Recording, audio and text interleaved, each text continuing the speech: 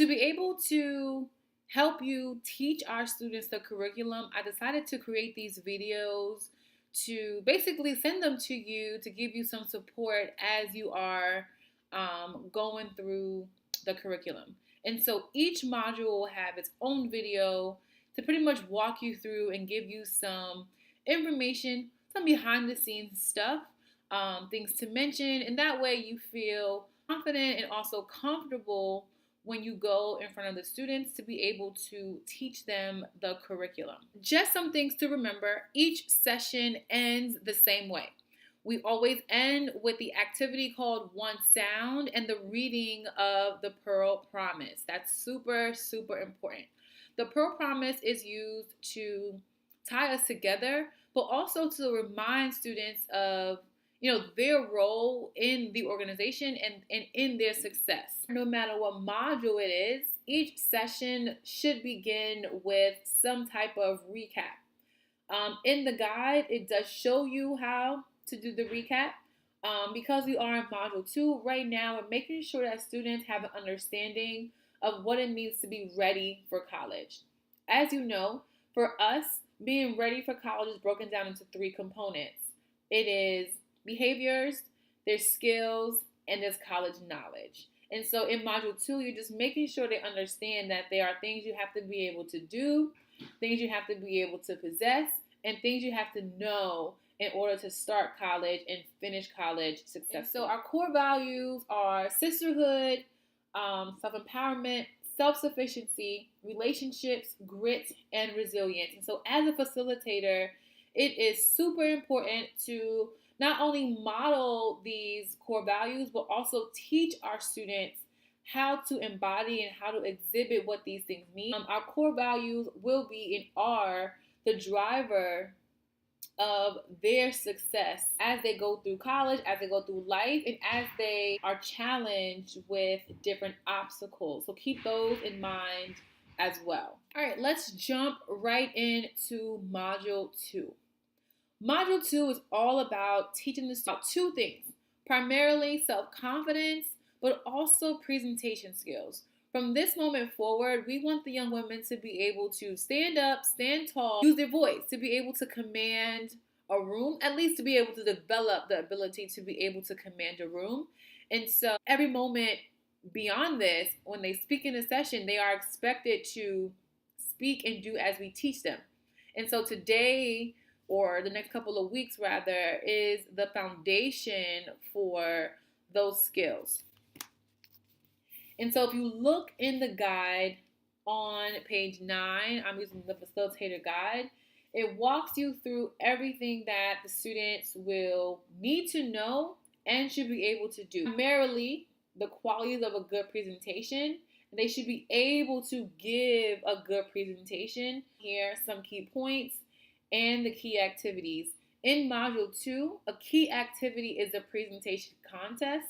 The contest, which I'll get to in a second, is designed to have them give feedback, have them receive feedback, and have them build sisterhood by having to coach each other to success. The first part of Module 2, after you have done the recap, is to help them develop a definition and more of an understanding of what it means to be self-confident.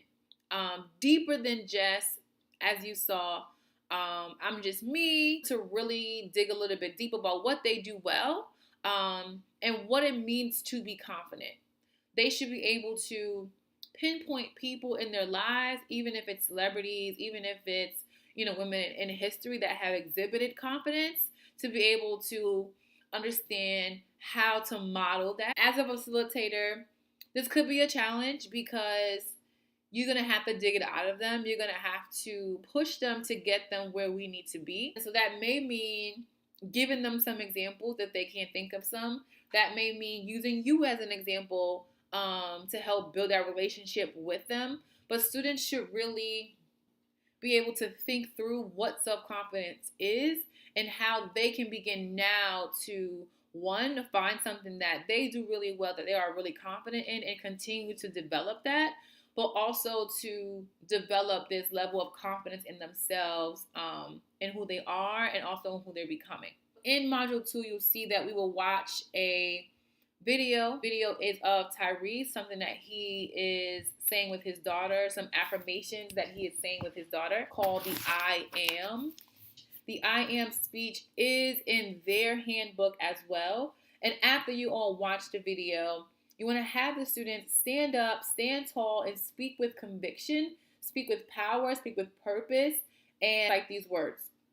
There are 2 ways that you can recite this. You can do a line by line where each person gets a line and they continue to go through it, in a circle. And then when it comes back to them, if it does come back to them, then they continue to repeat it.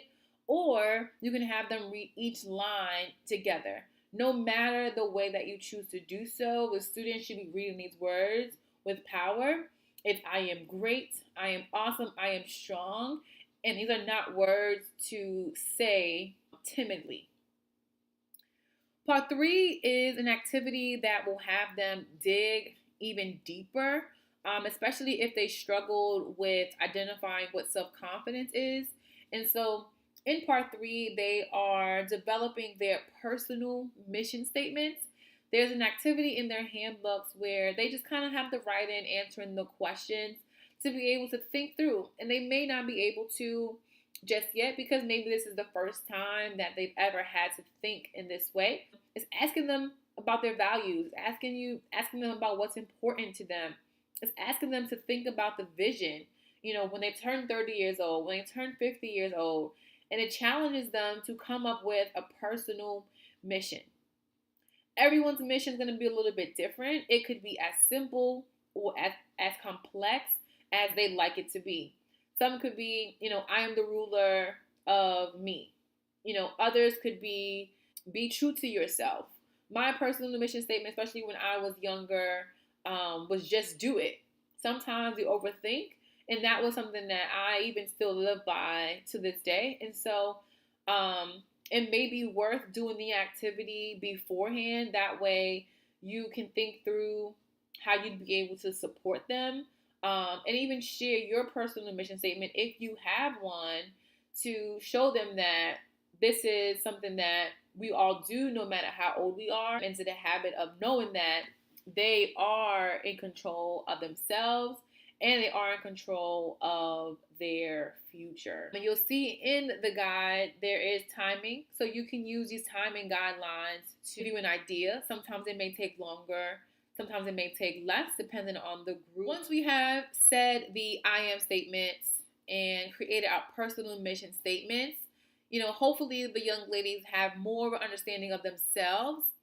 In the handbook, you will see that we break down presentation skills, I think, in a very simple way, to get them to remember and to be able to do it. So there are some key points that you really want to hone in. Even if they know how to present, it's really important that we teach them in this way. And so if you look in the facilitator guide on page 11, we do walk you through it, especially for bullet point number 4, what we call the 4 presentation basics. So of course, it is eye contact and being prepared. So when you are talking to people, you want to actually look at them. We suggest that students, sometimes students are shy and they struggle, to remember to look in a Z. So if you're looking from left to right to left, that will help ensure that you are making eye contact with the room. People are feeling like you are connecting with them. The second one on here for number 2 is content. 1, you have to know what you're talking about, and 2, you have to be engaging in some way.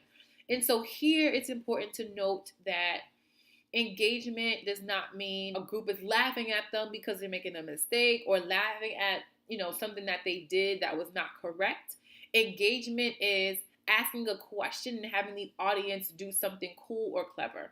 And so an example you can give them of engagement is, let's say we're talking about a presentation on college, and a level of engagement could be asking the students, by a show of hands, how many of you want to go to college?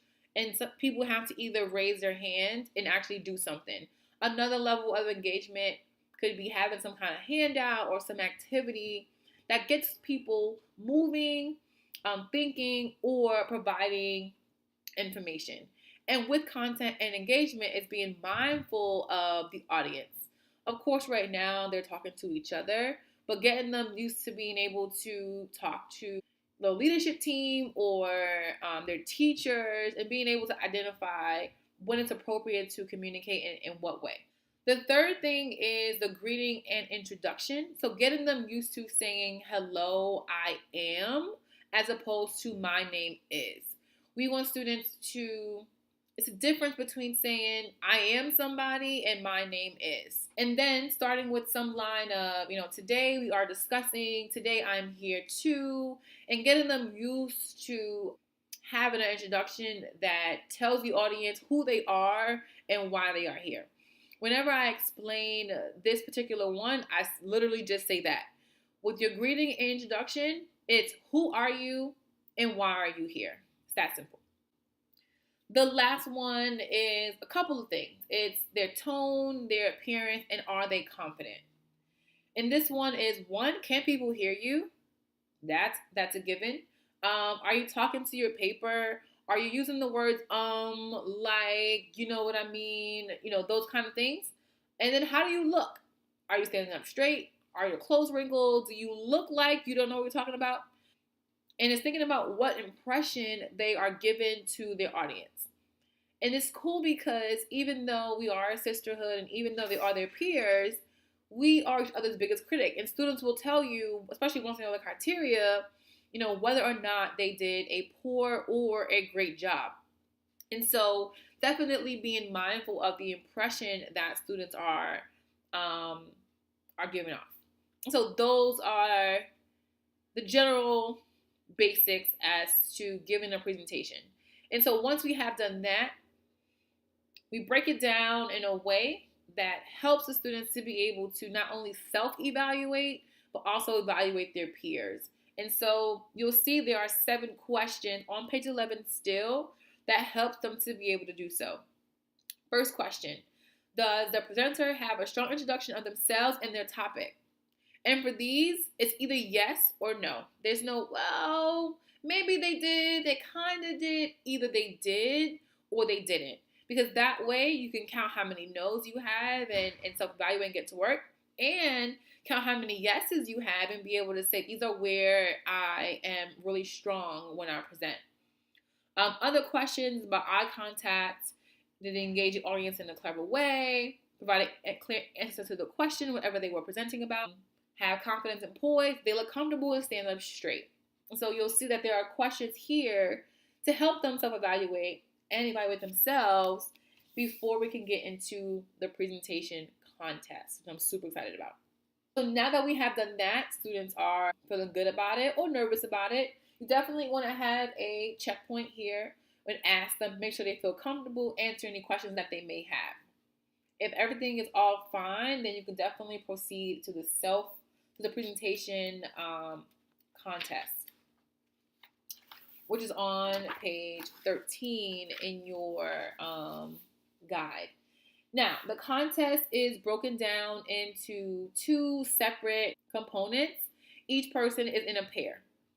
It's really cool because there are 1-minute speeches on random topics that we want to give them to be able to make up something. Students have to speak for 1 minute.